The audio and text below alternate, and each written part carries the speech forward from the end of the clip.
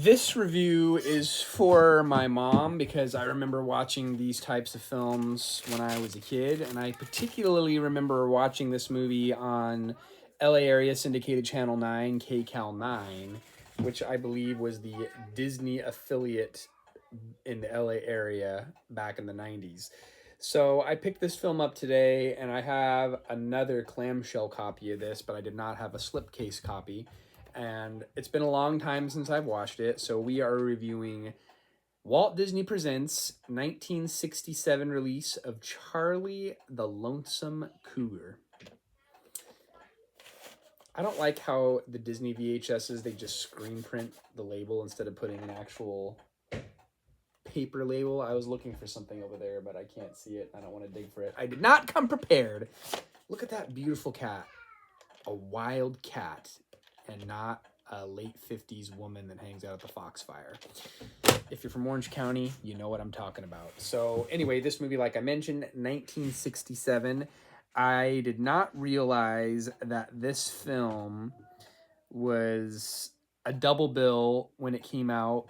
It was a double feature with The Jungle Book, which is the last animated feature that Walt Disney worked on before he died. I think he died in 66, and this one came out in 67.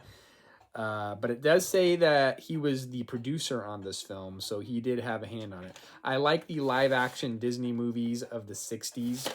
There's a ton of them out there. If you dig way back, you've seen me review a couple of Haley Mills starring movies. But they have soaring, beautiful string instrument soundtracks. The sound editing was really weird. It almost felt like they dubbed in the sound later on of the vocals. I don't know.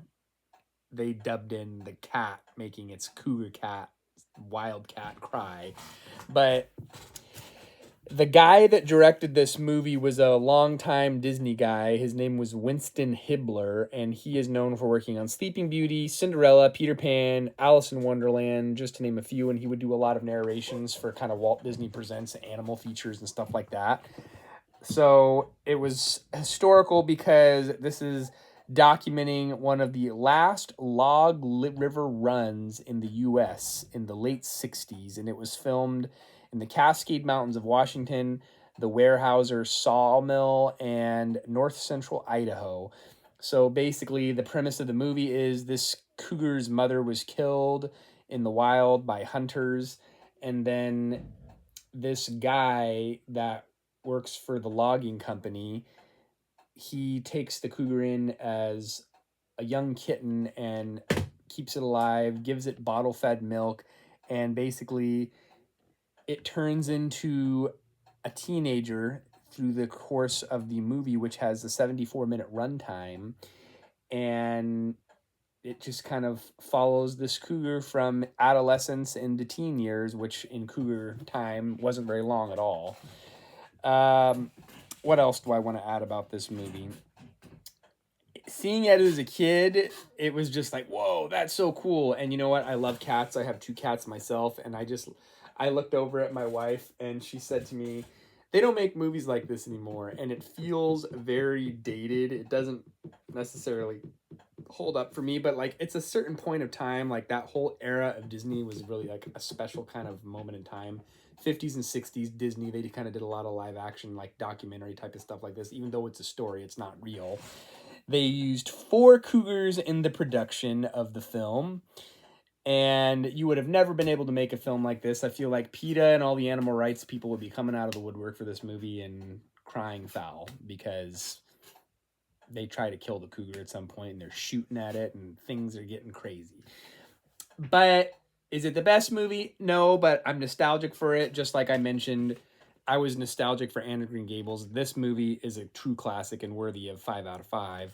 But a movie like this, to me, I am just going to go, it's not terrible. I won't go into the 2s, but it's like low 3s for me, 3 out of 5. Even my kids, I tried to get them to watch it. My oldest son is named Charlie. They just didn't get into it. They just all kind of left the room as the movie went on. And it wasn't even more than just a little bit over an hour long. It just didn't capture their attention. Is that a sad look at the youth of America? No, I don't know. It's just dated. So I give it 3 out of 5. IMDb gives it 6.7 out of 10. Rotten Tomatoes 62%.